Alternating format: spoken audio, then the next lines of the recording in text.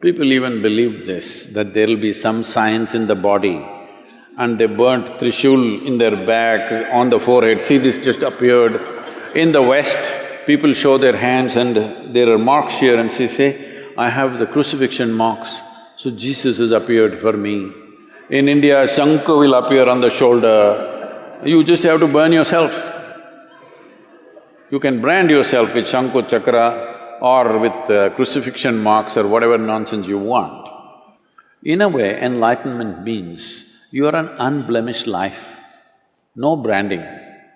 So you brand yourself and you think you're enlightened, very sorry. So, if there is no brandings, how do you recognize? You cannot recognize. You cannot recognize. How does anybody here know I'm enlightened or not? I never made a statement on that. So how do they know? They're just assuming. Yes. See, you go and sit in front of your kindergarten teacher. Do you know how knowledgeable he or she is? No. But that he or she knows ABC, you do not know, so you sit.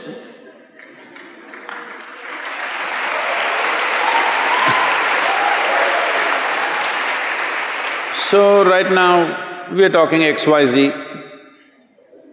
You do not know, so you sit. So what does it matter whether I got acknowledgement from somewhere else or not? You want to learn XYZ, you sit here. You don't want, you go.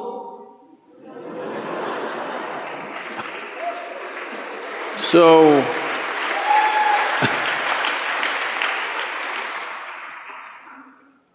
what is it that is being referred to as enlightenment?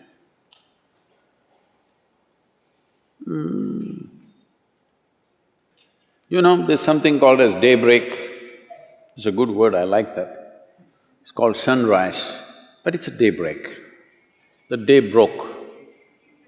Is it? No, it's a night that broke. Hello? The day broke or the night broke? Night broke. Night means what in our perception? Darkness. If you were an owl, it would be different. In your perception, night means uncomfortable because dark. Your visual apparatus are not comfortable in darkness. That's why we invented all these lights and this and that. Why? Because we are not comfortable when it's dark, because we don't know what is what. In light, we see things clearly. So if night broke, that means if clarity appeared, this is all sunrise is doing to you. You could not see, you were struggling, sun came, suddenly confidence. You know where to go, where not to go, what to step into, what not to step into. This is all enlightenment is.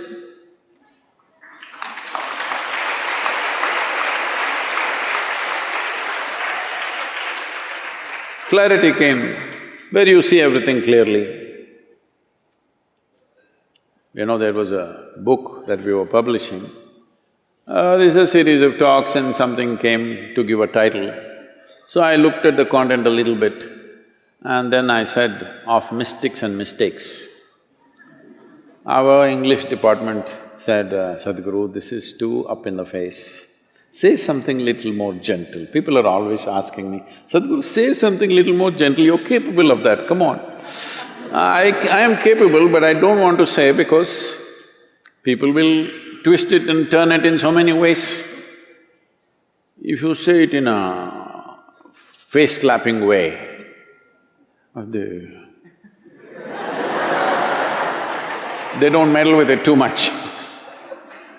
So I said of mystics and mistakes. What it means is there are only two kinds of people, mystics and mistakes. If you see things just the way they are, people will label you as a mystic. So what are they? They're a mistake.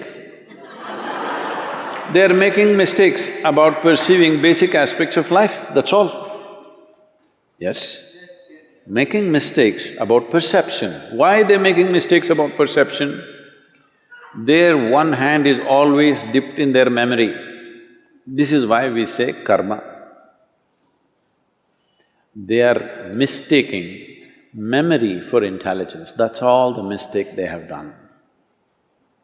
Once you mistake memory for intelligence, then you're messed up. If you have some memory about something that other people do not know, you look like scholarly. See, people read 10 books and they become scholars. People just read one book and they become religious. Just one book. How come it qualifies you to become a representative of God? If you read more than one book, then you cannot be, isn't it? You just have to read only one book. So, this is mistaking memory for intelligence. Our entire education system is just this rubbish, mistaking memory for intelligence. If you mistake memory for intelligence, we call you a karma case. You're a karma case because you live out of your memory, not out of your intelligence. If you live out of your intelligence absolutely, without getting your memory and intelligence mixed up, then people say, oh, he's enlightened. Because whatever you bring it in front of him, he'll look at it and say, this is what it is. Simply because he doesn't mix up memory and intelligence, that's all. As simple as it seems, everything that you are right now is memory. You're a man or a woman, this is memory. Not memory means just conscious memory in your head. Your body remembers, isn't it? Hello? If you and me eat the same food, I will not become a woman, you will not become a man. The same food goes into me and becomes a man, the same food goes into you and becomes a woman. This is by memory, isn't it? The body remembers. The body remembers. If you and the monkey eat the same food, he will not become you, you will not become him. Because the body remembers. There's evolutionary memory, genetic memory, elemental memory, atomic memory, conscious, unconscious levels of memory, articulate and inarticulate levels of memory. Who you are itself is memory. So if your intelligence has to be free from memory, that means you're free from yourself. That's all. Swarupa Isha